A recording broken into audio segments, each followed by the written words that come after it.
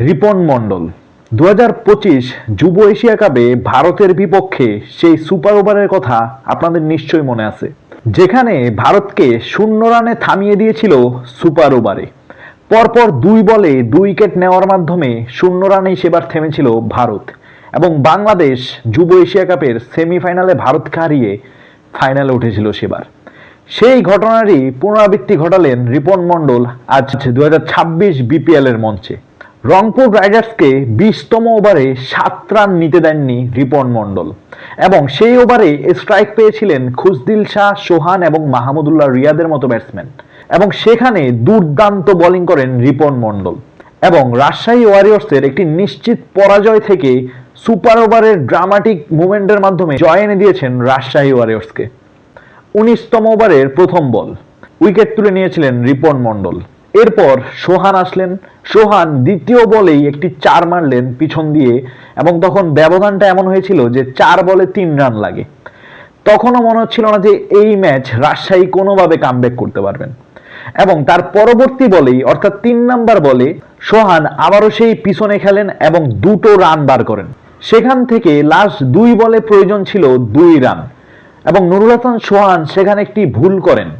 তিনি আসলে ফিনিশিংটা বাউন্ডারির মাধ্যমে করতে যেয়ে তিনি সহজ একটি ক্যাচ তুলে দেন ইয়াসির রাব্বির হাতে এবং সেখানে তিনি আউট হয়ে যান, যার কারণে শেষ বলে প্রয়োজন আর 1 রান। তখন মাহমুদুল্লাহ রিয়াদ আসেন স্ট্রাইকে।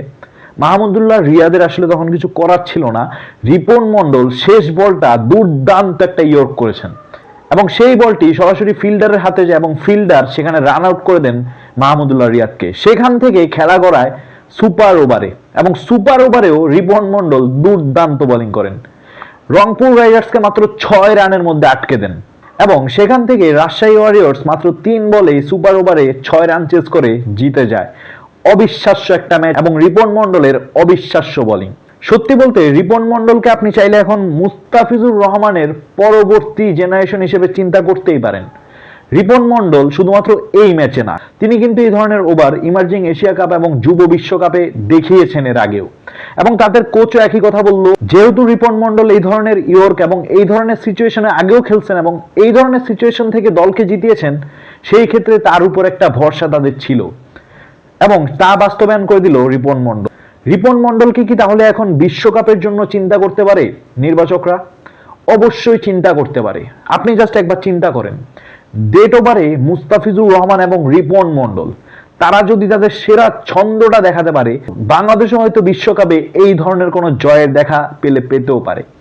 যাই হোক, রিপন মণ্ডল যেহেতু কেবল শুরু, মাত্র যুব এশিয়া কাপ খেলে আসলেন এবং বিপিএলও দুর্দান্ত খেলতেছেন, আরো অনেকগুলো ম্যাচ বাকি, সেই ম্যাচগুলো নিশ্চয়ই নির্বাচকরা দেখবেন এবং তিনি যদি আরো 2 থেকে 3টি ম্যাচে ভালো পারফর্ম করতে পারেন, অনেকটাই সুযোগ বেড়ে যাবে তার বিশ্বকাপে স্কোয়াডে আসার এবং তাকে কিন্তু সুযোগ দেওয়া উচিত যদি তিনি এই ধরনের পারফরমেন্স আরো কয়েকটা ম্যাচে দেখাতে পারেন। এটা কিন্তু প্রথম না তিনি এই ধরনের পারফরমেন্স দেখাচ্ছেন, যুব বিশ্বকাপেও তিনি নিজেকে প্রমাণ করেছেন এবং আজকের ম্যাচেও তিনি নিজেকে প্রমাণ করলেন। রিপন মণ্ডলকে কি আপনি এখন জাতীয় দলে দেখতে চান অথবা সামনের যে বিশ্বকাপ আসতেছে সেই স্কোয়াডে দেখতে চান? এবং মুস্তাফিজুর রহমান এবং রিপন মণ্ডলের যে ডুয়োটার কথা আমি বললাম, এই স্পেলটা ডেট ওভারে কতটা বিধ্বংসী হতে পারে অপোনেন্টের জন্য এবং কতটা কার্যকরী হতে পারে বাংলাদেশের জন্য, সেটা কিন্তু আগামীতেই দেখা যাবে। সবাই ভালো থাকবেন, দেখা হবে পরবর্তী ভিডিওতে।